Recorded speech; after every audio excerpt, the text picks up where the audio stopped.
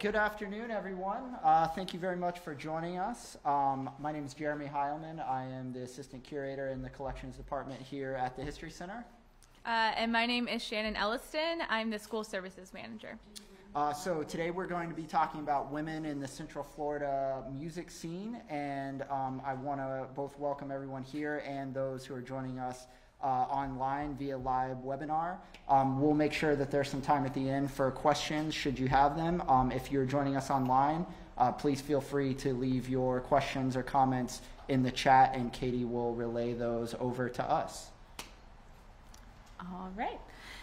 So the topic for today's Lunch and Learn is women in Central Florida music scene. And some of the acts that we will talk about are female-fronted bands or solo artists that are nationally known and came through Orlando on tour, making an impression on our local music scene, while others are actually Florida-based artists who helped grow a vibrant music community here in town.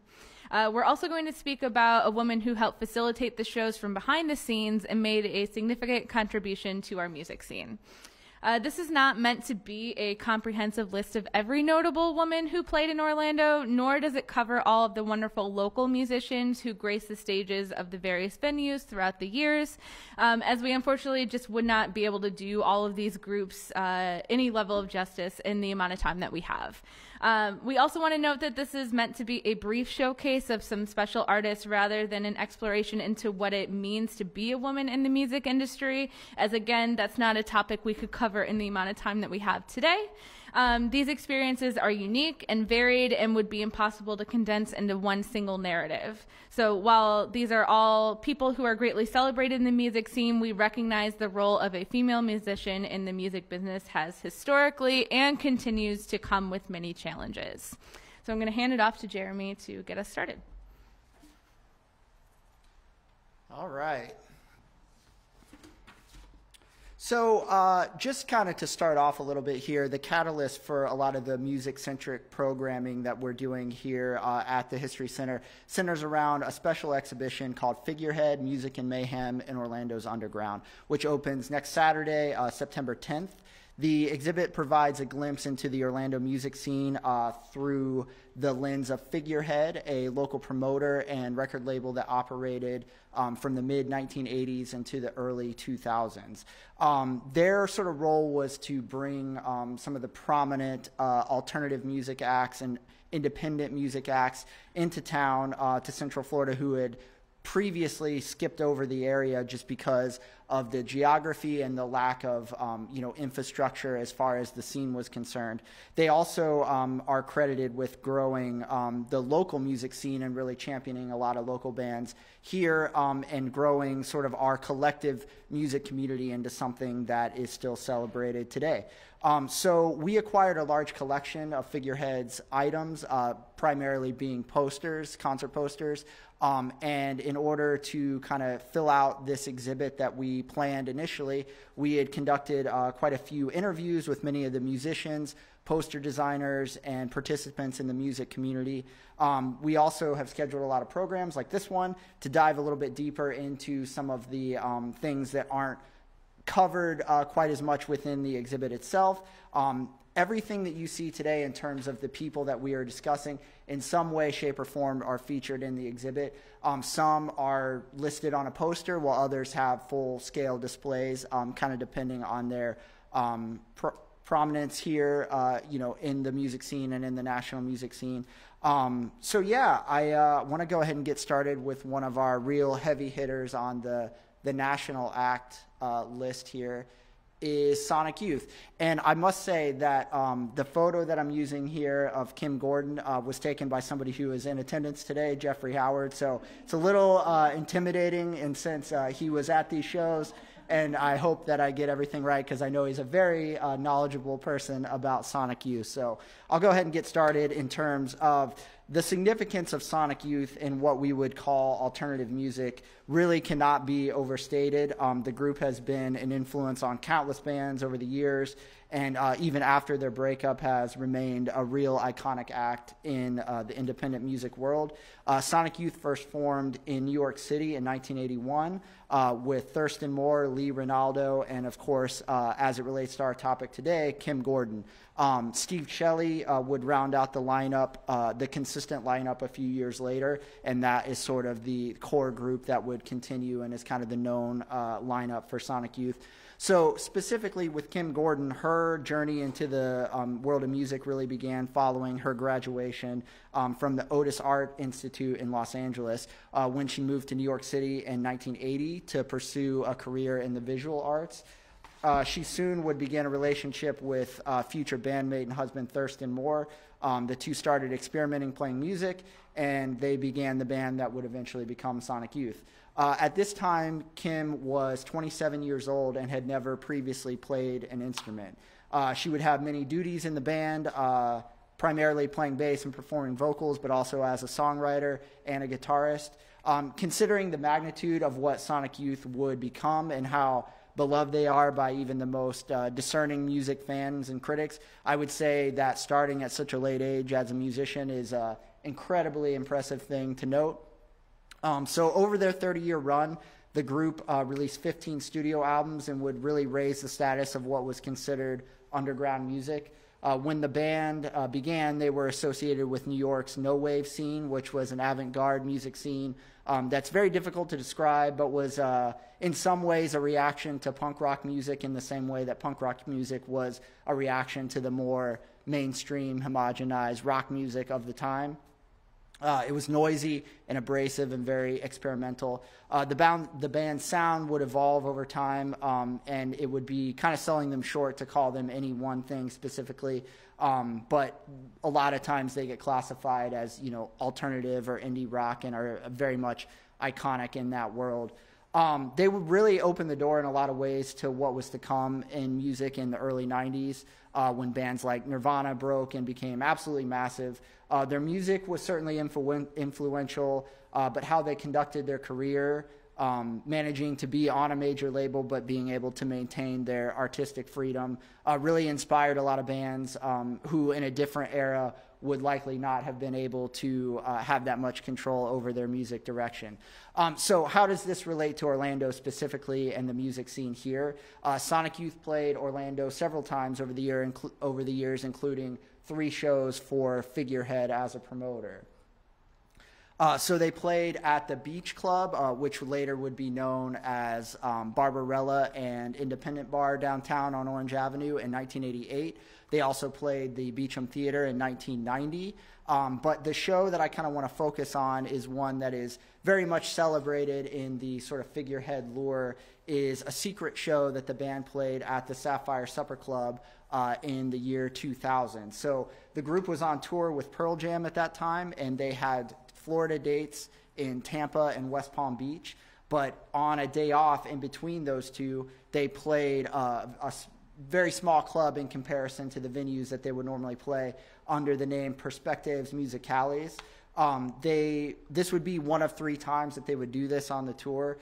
So one of the reasons that they did this was that when they're on such a large tour, there's like certain rules and like no compete clauses in the contract where they couldn't play within a certain radius of another show as to not take away from sales of that show. Another big reason why Sonic Youth did this and why other bands would do something like this is because by keeping it kind of, not so much secret to their fans, but secret to the greater public, they knew that the people who would show up and enjoy the show would be people who were big fans of them, and that would allow them to kind of play what they wanted and experiment and not be forced to kind of play through any kind of greatest hits or meet expectations that the show that they would play with Pearl Jam, for example, would be expected of them. So it's something that, the people who went to the show really remember very fondly.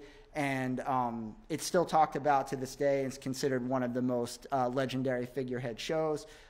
And everybody that I've spoken to that went to it really describes it as something amazing and a really special thing that happened here locally.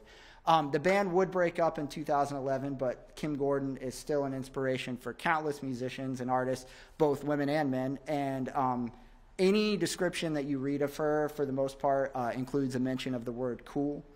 She is still very active as a musician and many other things, including her fine art, and released a memoir called Girl in a Band. So move on to the next with Shannon here. All right. So next up on the national scene, we have Tori Amos. So Tori Amos played piano from a very young age and was considered a child prodigy. By the time she was 5 years old, she became the youngest student ever admitted into the preparatory school at the Peabody Institute in Baltimore, Maryland, where she studied classical piano for 6 years. When she was 17, she began sending her demo tape to record companies, and in 1984, she moved to Los Angeles to pursue her music career full-time.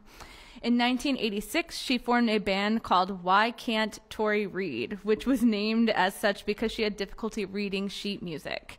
The group had another famous member, drummer Matt Sorum, who would go on to play in Guns N' Roses and several other notable bands.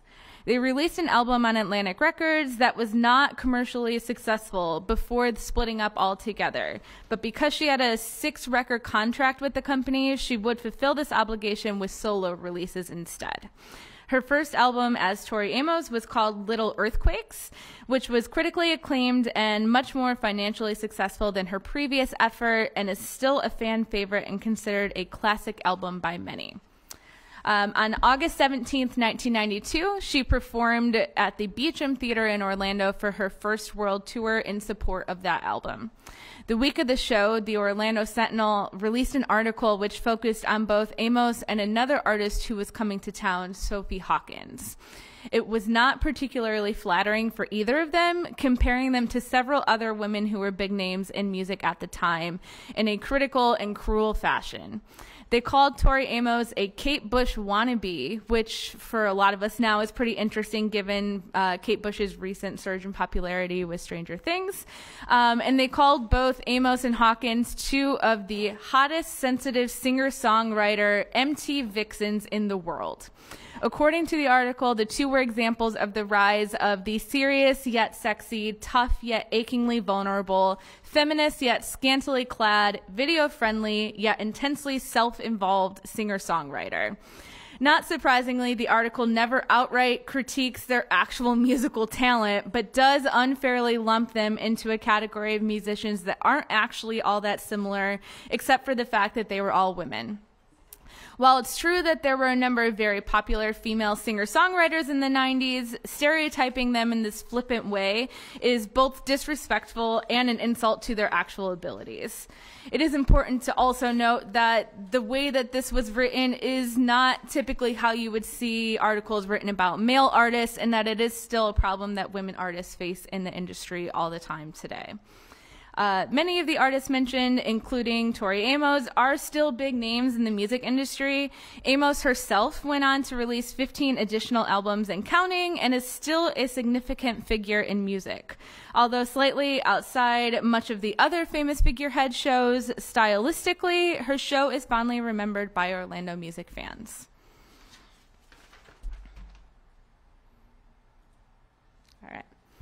The next artist we have is not a name you would normally associate with alternative music, but within the context of the time, her place in this story makes a lot more sense. An up-and-coming singer-songwriter who was really becoming a force at the time, Jewel did fit in at the Sapphire. On May 27, 1996, which was Memorial Day of that year, Jewel performed in Orlando at the Sapphire. This was an interesting period in Jewel's career. This was after her debut album was released in February 1995 called Pieces of You. This album would go on to eventually be a huge success, but upon its initial release, it did not gain as much attention as it later would. She was on a major label and would have some notable support slots on shows, so she was certainly gaining attention at the time, but was not yet the megastar she would soon become when she played this date in Orlando. The Sapphire had 2 shows that night, with Jewel being on at 7 p.m., with the opening act being Duncan Sheik, known for barely breathing. The tickets were $10 for their show.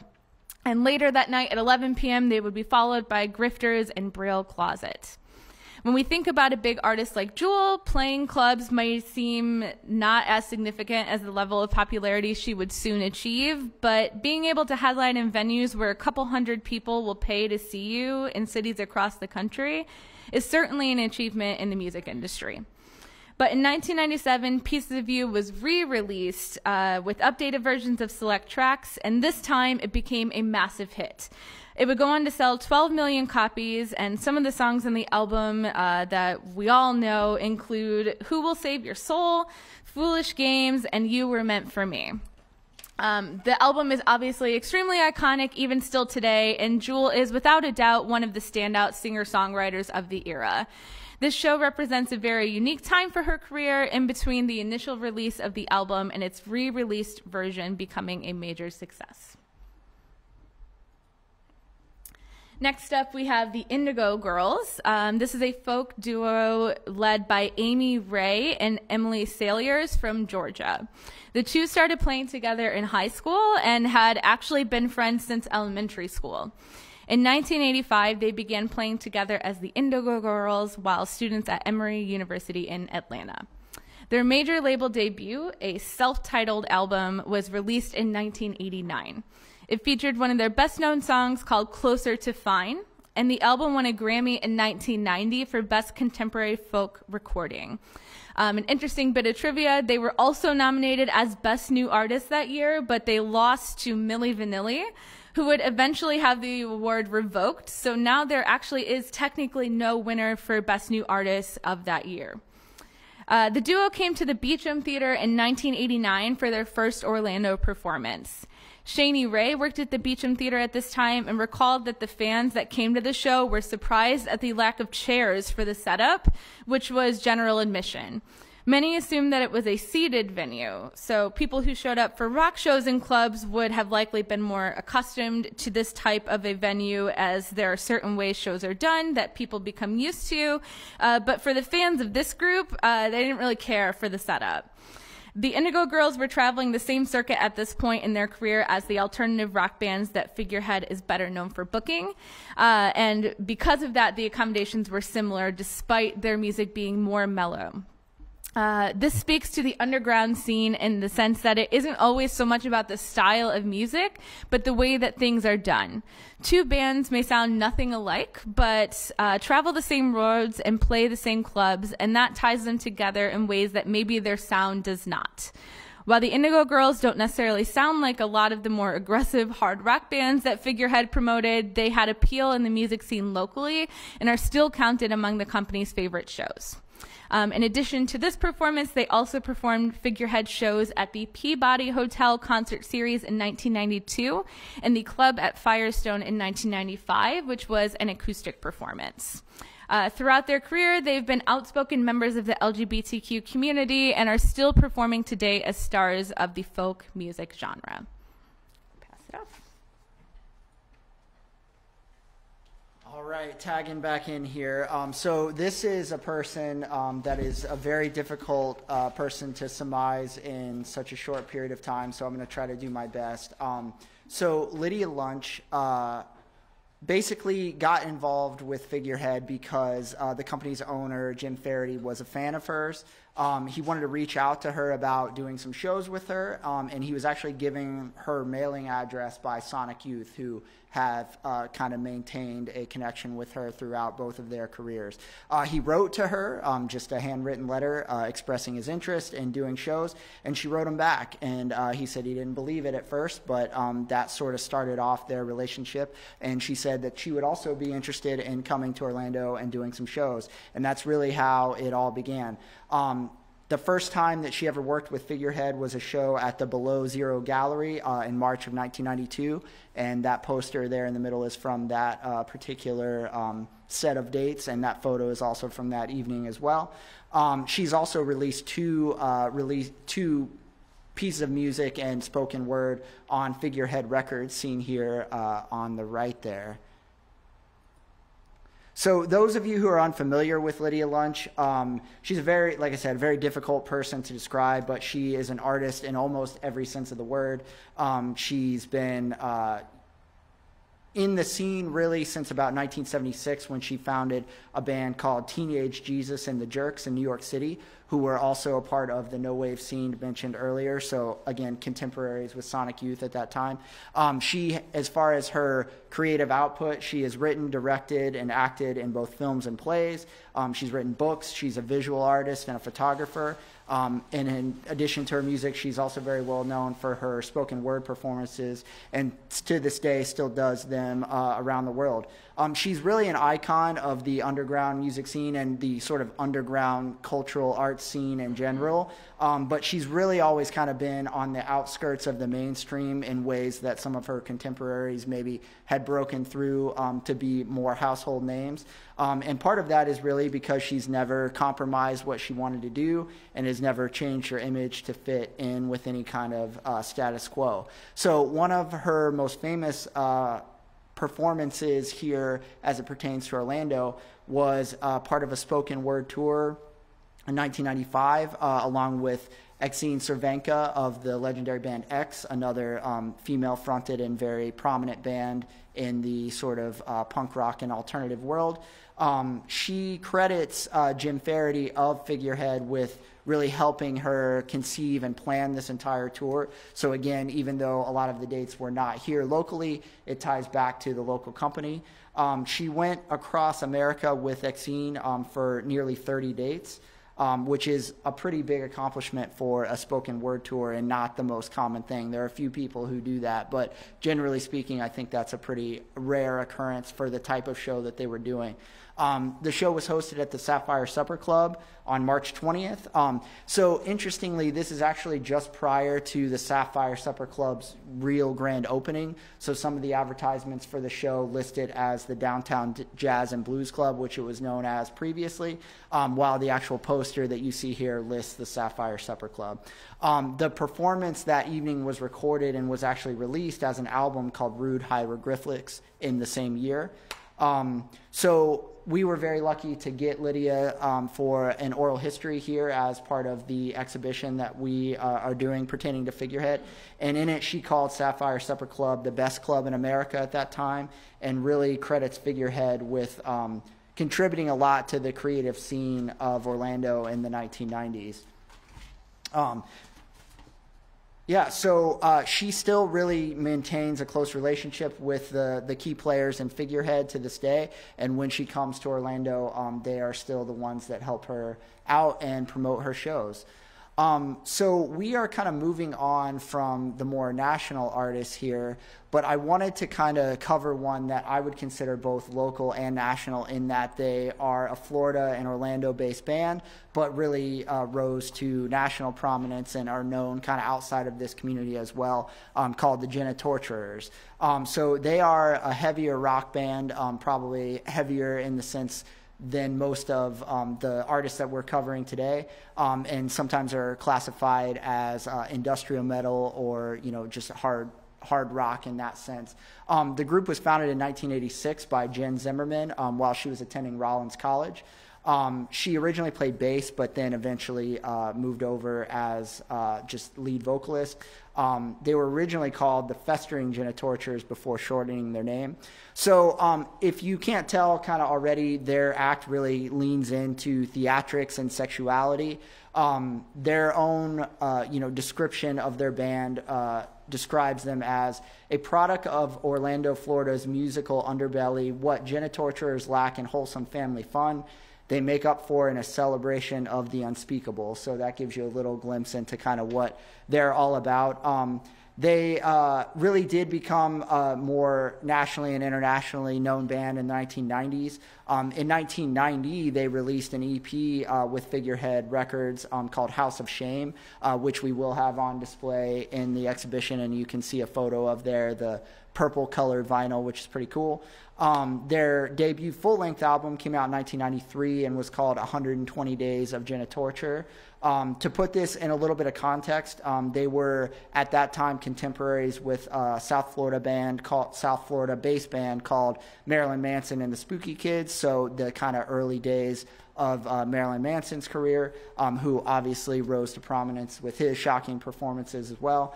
The Genitorturers were featured in many articles and television shows kind of about their consistent pushing the lines of decency. So a lot of people are familiar with them, even if they're not as familiar with their music, just because they were featured on a lot of magazine, television shows, and that kind of thing. So they're still going strong after almost 36 years as a group. But I will tell you that if they have piqued your interest, I would recommend using discretion when looking them up, because it's definitely a more adult-based act. And I will pass it on back.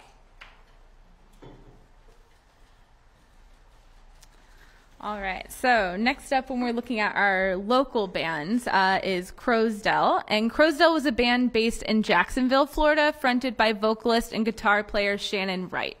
The group was a trio with Lori Ann Wall on drums and Paul Howell on bass.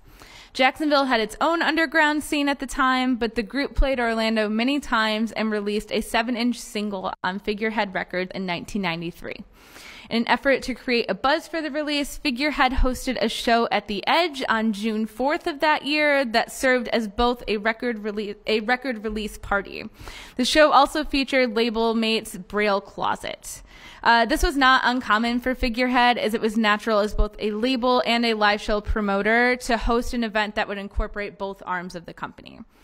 The single featured the show Down, that was later released on the group's first full-length album, Dreamette, on Big Cat Records. The band relocated to New York and gained a measure of popularity, touring Europe and releasing an EP called The End of Summer. Their next full-length album would turn out to be their last, as Within the Curve of an Arm was released in Europe only, and the band was ultimately released from the label when it merged with a larger imprint, V2 Records. The band would eventually split, and vocalist Shaney Ray would relocate to North Carolina, where she would begin a solo career. Wright has released 12 albums, the most recent being 2019's album Providence. And while she has done collaborative projects, she often plays the majority of the instruments on her records and has maintained a steady popularity in Europe, dating all the way back to her time in Crowsdale. Next up is Potential Frenzy, and this band features singer-guitarist Norma Salmon. Formed in 1990 when Peter Oldred, the drummer, and John Sailors, the bass player, placed an ad in Jam magazine, who was coincidentally a big supporter of Figurehead. The ad read, "Female songwriter, guitarist wanted by bassist, drummer, hard driving but need to experiment, new to area from Boston." This group opened for the Ramones at Visage in 1991, and they put out their first single in 1992, Airwaves, and would go on to release 2 full-length albums, 1994's Self-Titled and 1996's Sugar Buzz, neither of those being on Figurehead Records. They did, however, make their mark locally, playing shows with many of the notable bands of the era, including Tabitha's Secret and Seven Mary 3. The Orlando Sentinel described them as aggressive but melodic, comparing them to the Ramones, the Jam, and Joan Jett. One of the notable Figurehead shows the band played was a fundraiser at the Beecham Theater on June 28, 1991, to benefit the Orlando Rescue Mission, and specifically to restore their neon cross. The Orlando Rescue Mission is a shelter for unhoused individuals that for many years was located on West Central Boulevard in downtown Orlando. Their building featured a 21-foot neon cross that could be seen from I-4 and had been at the location since 1962. Because the sign was such a distinct Orlando landmark, the show was held as a way to raise money to restore the sign, which at that time would have been almost 30 years old. In 2002, the sign was declared a historic landmark, but when the shelter moved in 2019, plans to take it along to put outside the new building were halted because of the once again deteriorating condition. And to the best of our knowledge, that sign that is there today is not this sign. The show itself ties them both to Figurehead history as well as a piece of Orlando history. All right. Next up, we have New Love Theory.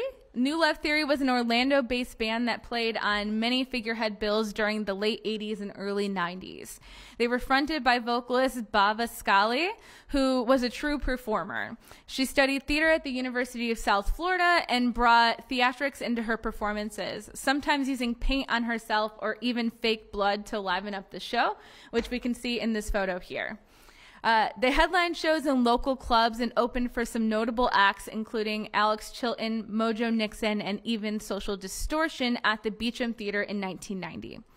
They played important shows for Figurehead, including Figurehead Night Out #1 on February 7th, 1987. Baba was the only female front person at that show, and within the world of Figurehead, this show is considered to be a really special event. Like many promoters, they would pair local acts with larger touring bands when they came to town, but this was an effort to make a big show using only Central Florida bands. It was hosted at Below Zero, which was a makeshift club inside the Lamar Hotel downtown. By that time, the Lamar was extremely run down, but Figurehead worked to make the show feel like a real happening, using an MC during the show to introduce the bands and producing a shirt to commemorate the event. Although the group did not release music on the actual record label, their connection to this significant night has cemented their spot in Figurehead's history. All right, pass it over. Okay, so we really, like I said, cover the national acts and then some of the local acts. To kind of close us out here, I really want to talk about someone who worked behind the scenes in Figurehead that is really a important figure in Central Florida music history, and I think is definitely worth noting every bit as much as those who performed on stage. So the individual that I'm speaking about here, you see, is Shaney Ray, who worked for both Figurehead and was a co-founder of the Sapphire Supper Club, which is a legendary venue here in downtown Orlando that is now known as The Social. So Shaney grew up in Cleveland, Ohio, and moved to Central Florida in 1988. Her family really embraced music and the arts, and so it was something that she really immersed herself in from a young age. She came to Orlando with her family during her late teen years and began taking hospitality courses and working in restaurants. And she was also very eager to investigate the local scene here because she had come from an area where she was able to go see shows very often. So she wanted to kind of check out what Orlando had to offer and find a like-minded community in her new hometown. So she ventured downtown and she saw a show at the Beach Club. Again, on Orange Avenue. The band was called the Butthole Surfers, who had recently played in Ohio, and she had seen them there at a much larger venue than the Beach Club. The Beach Club would definitely not be considered a large venue by those standards, but it did assure Shaney that that kind of music was available and still playing in a market that was at that time considered quite a bit smaller than Cleveland. It was a pretty fateful night for her, though, as she would meet Brad and Lisa Boletto, who had recently taken over the Beecham Theater, which was just down the street from the Beach Club. And eventually she would end up working for them at the Beecham Theater. The Beecham, another historical landmark here in Central Florida, opened in 1921, still operating today, and has had a very long and interesting history and has been used as a concert venue at various points throughout the years.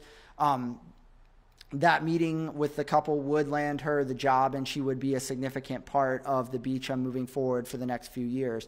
She began there as a bartender, later working in lighting production, art direction, and even in the administrative office eventually. She was part of the venue's real revitalization, as the preceding years had seen the building host a number of different nightlife ventures, but with varying levels of success. The reimagined venue, while hosting rock shows and other things, was also really very much on the forefront of the electronic music scene. And that really ran parallel to what Figurehead was doing at the time. And that scene, the whole dance music craze of the 80s and early 90s here in Orlando was really significant and is still kind of known all over the world, in Orlando being a hotbed of that style of music at that time. One of the things that really gets talked about a lot as far as that scene is the late night parties that were hosted at the Beecham, including the influential Oz themed nights, which were kind of like Wizard of Oz themed. And there was a very famous prop behind the stage that was like the Wizard of Oz head that people still bring up all the time to this day. And Shaney was actually the one who made that prop along with another coworker named Johnny Wells. So that's one of her just many, many contributions to what people think of as sort of the music and art culture here in Orlando. So also that night at the concert at the Beach Club, she would kind of venture into the Figurehead world for the first time, as the show was promoted by Figurehead and its owner, Jim Faraday. The company promoted the show and would eventually work with Shaney to promote shows at the newly revitalized Beecham Theater.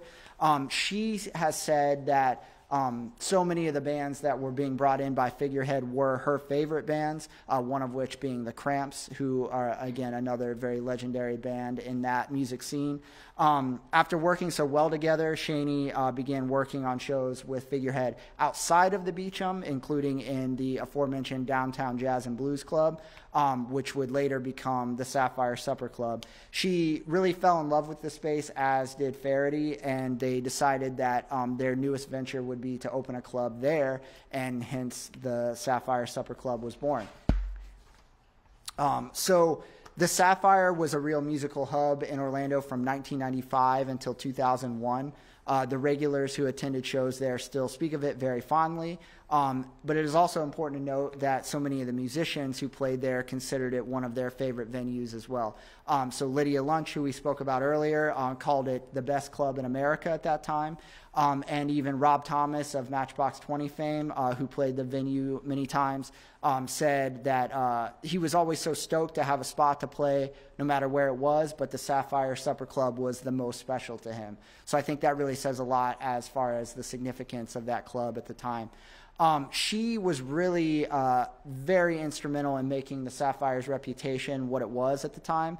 The club really took care of the musicians who played there, making sure that their needs were met with sound and just general hospitality, and making sure that somebody was there when they said they were going to be there for load-in, all the kind of things that seem very simple, but that bands on the road oftentimes have to suffer through when people aren't fulfilling the obligations and making sure that they're taken care of as someone who's out on the road all the time.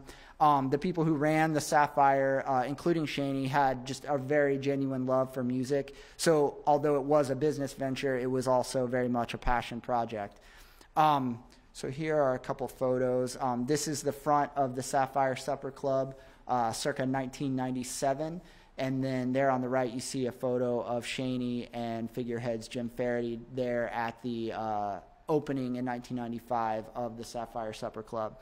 So as I mentioned, Shaney does have a background in hospitality, so she was very focused on making sure that it wasn't just a great experience for the bands that were playing, but also for those who came to the shows.